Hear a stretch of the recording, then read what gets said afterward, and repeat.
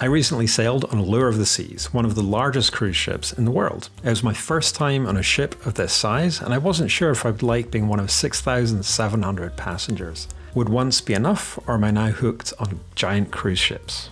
I also wondered if Allure's excellent rating on the website Cruise Critic was justified. It's the second highest rated ship of Royal Caribbean's. Only the brand new Icon of the Seas scores better. Not bad for a ship launched back in 2010. Allure was the second of the game-changing Oasis class of ships that, due to their massive size, can pack a huge quantity of attractions on board. In this 10-minute video, I'm going to take you on a tour all over the ship, and I'll let you know my thoughts along the way. My name's Scott, and welcome to Let's All Cruise. We'll start with a quick look at this ocean view balcony stateroom. And by the way, if you'd like the full room tour, that's available in a separate video. I've sailed on premium cruise lines like Celebrity, Holland America and Princess before, but I was really impressed with the quality and design of this cabin.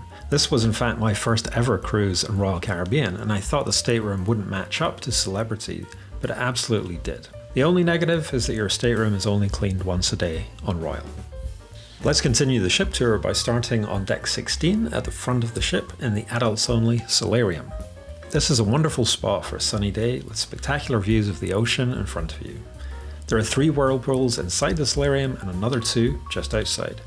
The groundbreaking design of the Oasis class ships introduced a much wider ship design, and that meant that the pool decks are a lot bigger than you'll find on a traditionally designed ship. Surprisingly, even though there's so many people on board, all the extra space really makes it feel less crowded than other ships I've sailed on. I didn't expect that at all, and I loved always being able to find a whirlpool that wasn't completely full of people. But unlike many other mega-sized cruise ships, it doesn't have water slides, skydiving, or go-karts. But I wonder if that's why people actually like this ship so much. Maybe there's less kids on board. There's still plenty to do in Allure for kids of all ages. Up on deck, there's the sports court, mini golf, ping pong tables, various kids clubs, and of course, the zipline. I think the fact there are so many attractions on the ship and that they're spread around means no one area ever gets too busy. At the aft, next to the float riders, is the Wipeout Bar, a popular spot to watch people surfing or to enjoy the spectacular view of the ship's wake. One of the other things that surprised me about the Allure was how you could always find somewhere to sit, in the sun or in the shade, and with different types of chairs and loungers. These ones were halfway between a chair and a lounger, and they were super comfy. I loved how easy it was to get drinks on the pool deck, as there are lots of bars, but also servers who patrol around and are always ready to take your order. Now for food, up here on the pool deck, the 2 main options are El Loco Fresh, which is open during the daytime, serving Mexican food all day long. The Windjammer is Royal Caribbean's buffet, open for breakfast, lunch and dinner till late. But remember to check the daily planner for the opening hours, as it does close in between the main meal times. The Windjammer is a good size and you can always find a table. I particularly like the aft section for the view down to the boardwalk. Now, I've sailed before on some more premium cruise lines. Celebrity is my absolute favourite and in my opinion has the best buffet. So compared to Celebrity, the buffet is not quite the same quality or breadth of selection, but I really enjoyed all the food here. There was one thing that I liked though compared to Celebrity, and that was you could actually get burgers in the buffet. On Celebrity, those are in the mast grill, which is part of the pool deck. We're taking a quick look now, but if you want to see photos of all the food in the buffet, check out the blog post on my website, letsallcruise.com. Of course, the Windjammer is included in the price of your cruise, and inclusive drinks here include some juices, lemonade, tea and coffee as well.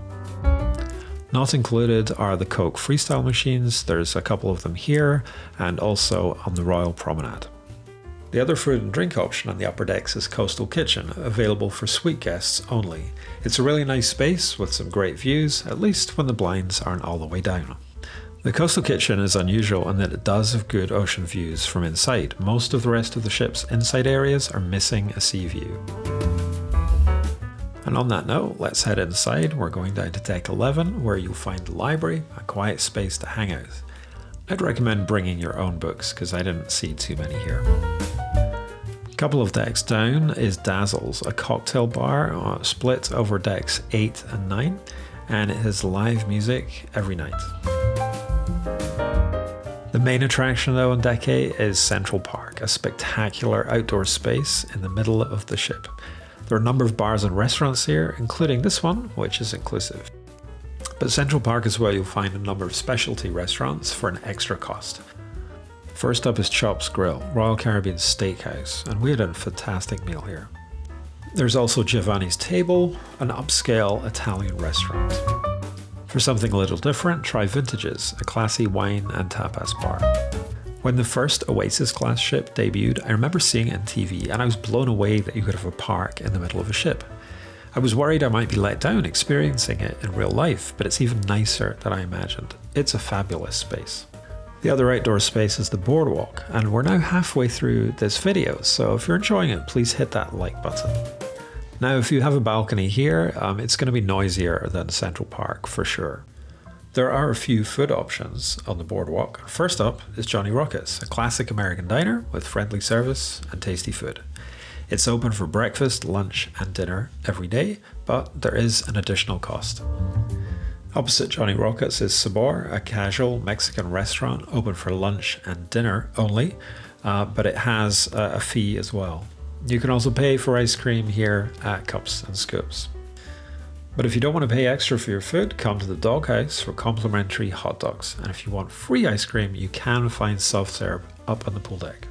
At the aft is the Aqua Theater with shows at night. But if there are any big sports events on, they'll usually show them here on big screens during the day. There are climbing walls on both sides of the ship here too. Look up and you'll get an interesting perspective on the zip line high above. At night, you can enjoy the absolutely spectacular Aqua Show with top-class athletes from around the world. I absolutely loved it, and I watched it twice during my weekend board. It's so good. At nighttime, the Boardwalk is such a lively and fun atmosphere, and you'll also find a few shops here too to pass the time. All the way forward at the front end of the ship is the spa. On this cruise, I didn't use any of the spa services, but I later realized you can buy a spa pass to use the thermal suites for the duration of your cruise. There's also the spa cafe serving juices and smoothies for an extra fee. Right in the middle of the ship is the Rising Tide Bar, which connects the promenade with Central Park. On deck 6, there's the Royal Caribbean Classic, the Schooner Bar, really popular venue hosting quizzes during the daytime and live music later on. Down on deck 5 is the Royal Promenade, the indoor focal point of the ship, with multiple bars, restaurants and shops. First bar you come to is the Champagne Bar. Next to guest services, you'll find Café Promenade, a complimentary dining venue with snack-type food available from 6 AM until midnight. You'll find sandwiches, cakes, cookies and more here in the cafe. You can also get inclusive coffee and juice here, or pay for Starbucks espresso-based coffee too. The other complimentary food option is Sorrento's, which is open from lunch until after midnight every day. Their pizzas are great, and I was really impressed with the gluten-free pizza available on request. Opposite is the English pub, Bow and Stern, another venue that often had live music. If you love beers, you'll want to try it out. The Royal Promenade is all about shopping, with lots of options including Royal Caribbean branded merchandise and a place to pick up some essential items. Whether you're shopping for handbags, watches, jewellery, clothing, or just like to browse, you can do it all here.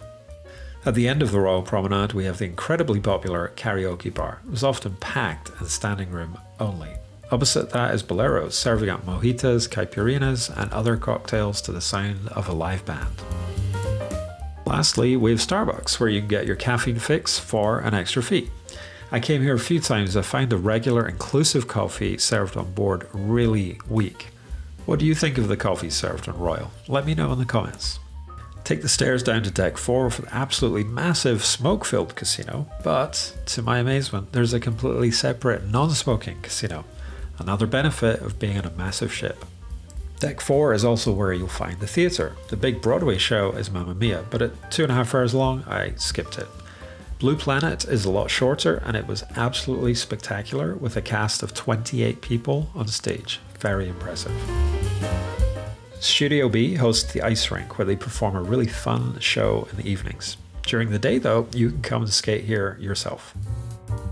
The main dining room is on decks 3, 4 and 5, and while each floor has a different name, the food is the same throughout. It's open for breakfast and dinner daily, and also for lunch on a sea day.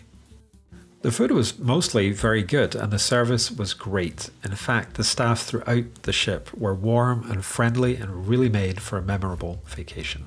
By the way, in an upcoming video, I'll show you behind the scenes on Allure.